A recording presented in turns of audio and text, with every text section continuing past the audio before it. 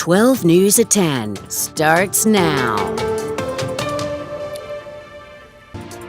Good evening. Tonight, several Arizona families are desperate for answers as the search for their missing loved ones continues. And as the search for Nancy Guthrie nears its 19th day, we're also following the disappearance of a Tempe man who didn't show up to work yesterday. Thanks so much for joining us. For 12 News at 10, I'm Kariva Devine. And I'm Mark Curtis. 32-year-old Michael Bain was last seen on Monday. 12 News journalist Chase Golightly has more from Tempe after speaking to the man's sister. Brittany Bain is exhausted. I can't breathe. I can't eat. I can't sleep. I'm honestly just trying to hold it together and stay strong for him so we can find him. Spending the past 24 hours searching for her younger brother, Michael Bain. He's just one that would make you smile and brighten your day if you are having a tough day, which I'm trying to keep those thoughts to get me through this very hard an unbearable time. The last time anyone saw him in person was Sunday night when he went out with some friends before coming back home. The next morning at around 7 a.m., Brittany said Bain called out of work sick. 2 hours later, Ring camera footage from a neighbor captured him leaving his Tempe condo, but it doesn't show him coming back. His boss calling Brittany the next day, asking about Bain, who didn't come in. Then he did a no-call, no-show Tuesday, which is not like him. He's at work. He works hard. Brittany, worried for her brother, started calling him, but got no answer, going to his home. I got here, I pounded on the door. Still no answer. His car gone. The landlord let her inside where she found his wallet, but his ID and debit card were taken. What she also found was his medication that Bain has to take on a daily basis. He's type 1 diabetic. So that's my biggest fear, is that he's not getting insulin. She called Tempe police and reported him missing. She said officers were able to track his phone to Country Club and McKellips and Mesa, but there was no sign of Bain or his phone. I'm living my worst nightmare. He knows that me losing him would completely destroy me. Brittany hoping someone out there knows where her brother is, worried about his health and safety. I just need to find him before it's too late. Now, Brittany tells us her brother is 6'4", weighs around 220 pounds, but has a slender figure. She also says he was driving a white Volkswagen Jetta. The Tempe Police Department confirmed that a missing persons report has been filed and a detective has been assigned to the case. If anyone has any information on where Michael could be, you're encouraged to call police. We're live in Tempe. Chase Golightly, 12 News. All right, Chase, thank you. Meanwhile, tonight, there are still no answers in the Nancy Guthrie kidnapping investigation. The Pima County Sheriff's Office and the FBI have received tens of thousands of tips in the past 18 days, but none have produced any successful leads. 12 News journalist Gabriela Becerra has the latest from Tucson.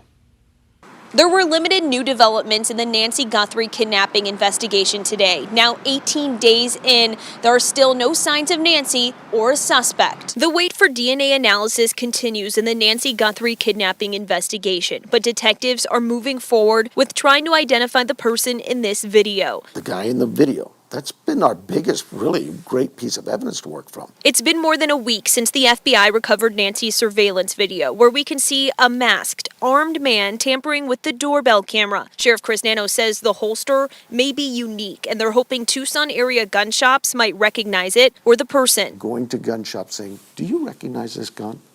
Do you recognize this holster? Do you recognize the person? We visited several gun shops where employees confirmed the visit but declined to comment further. The manager of Armor Bearer Arms referred us to his Instagram post where he explains his visit from an FBI agent. He came in wanting to know if I would be willing to just see whether or not a list of about 20 or so people had been to the shop and purchased a gun. He said all of the pictures were men with facial hair. I checked last names in our system, nothing popped up. That's all that happened. 12 News is also learning more about the person detained and released in last Friday's search warrant. In a statement, 37-year-old Luke Daly's defense attorney from previous cases, Chris Scalepi, tells us, quote, Scalepi Law can confirm that Luke Daly was the subject of 2 search warrants issued and served on February 13, 2026. Mr. Daly and his mother were both detained by law enforcement while the search warrants were being executed. Neither Mr. Daly nor his mother were arrested in connection to this case or any other. Mr. Daly has no link whatsoever to Nancy Guthrie and has no information related to her kidnapping, like the entire Tucson community. Both Mr. Daly and his mother are hopeful that Nancy will be returned to her family unharmed. Chris Nanos told me they presented evidence to a federal judge, got the search warrants, and processed both scenes. Nancy wasn't there. The person of interest gave us a statement, gave us his whatever the warrant was for, maybe petition for physical characteristics of buccal swabs or photos or finger. We got everything we needed, and he is set free.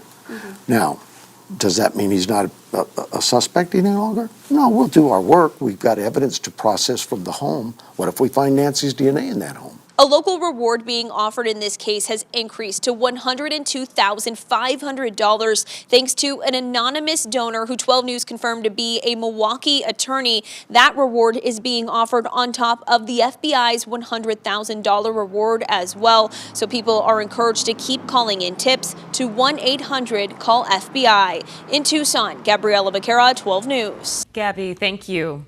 And new tonight, Queen Creek police say that a deadly crash last Friday was caused by a sports car going more than 130 miles an hour. Officers say that the car hit another car before losing control and then hitting a sedan head-on.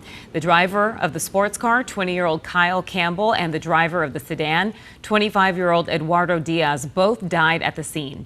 2 more adults and 2 children were also injured. Queen Creek police say the investigation is still ongoing. New tonight, Gilbert police have arrested a man they say was involved in a brutal sexual assault. Yesterday, police asked for the public's help identifying this man who they say was involved in a violent, long-term sexual assault. The man has been identified as 43-year-old Jose Guzman. He's now facing 4 counts of sexual assault. 2 other suspects have already been arrested in the case, including the victim's husband. Today, detectives in Maricopa County say that they found 9 dogs living in filthy conditions without adequate food, water, or shelter. The Animal Crimes Unit served a search warrant in Arlington, which is west of Buckeye. Investigators say that the suspect, Gina Steffes, has been living in an RV on the property there with the dogs. Police say when they knocked on the RV, no one answered, and then when they returned the next day, the RV was gone. While police search for Steffes, the dogs are being checked out by a veterinarian and will eventually be put up for adoption. Boy, it was cold and snowy up in the high country today. More than 4 inches came down in Flagstaff.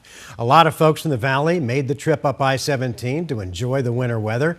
Many of them had planned to spend the day skiing at Arizona Snow Bowl, but the ski resort had to close for the day due to high winds. Most people, though, still found ways to enjoy the snow. Got to the mountain and it was totally closed. We cut our losses and bought some sleds from a local store. And so we're trying to make the best of the day. Phoenix is very hot and we don't get a lot of snow there or nothing at all. So we just decided to have one quick trip with the family. And while the snow has stopped for now, another storm is on the way. Meteorologist Lindsay Riley has a look at when the next round is expected to start.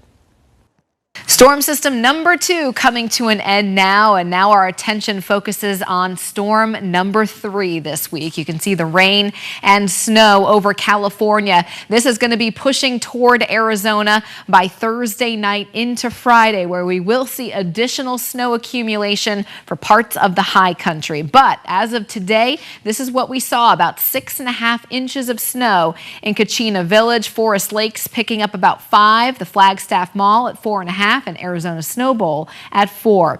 Leading into tomorrow night's storm, another winter storm watch, which will likely be upgraded to a warning by tomorrow morning. As far as the timeline for that onset of snow up north, much of the morning hours will be dry, but by about 4 p.m., we're up to a 60% chance. Up in Flagstaff, reaching 100% chance for snow by 10 p.m. tomorrow night. Now, Show Low, further east, we're going to see a lot of dry time during the day, and that chance for precipitation goes up around midnight tomorrow night and will continue a little bit later into Friday morning. Now in Phoenix on Thursday, temps are going to start off in the 40s. It's a dry start, sunshine, not terribly windy, but we're only going to see highs in the low to mid 60s, and we could see a passing shower early Friday morning, but generally speaking, we are looking ahead to a warm up, which I'll have more on coming up in my full forecast. All right, Lindsay, thank you. A fraternity in Northern Arizona University has shut down after a student died during a hazing incident. Police say that the student died last month after being forced to drink vodka during a hazing event at the Delta Chi Delta. 3 members were arrested and charged with hazing. National leadership for Delta Chi Delta chose to close the NAU chapter due to a zero tolerance policy on hazing. Still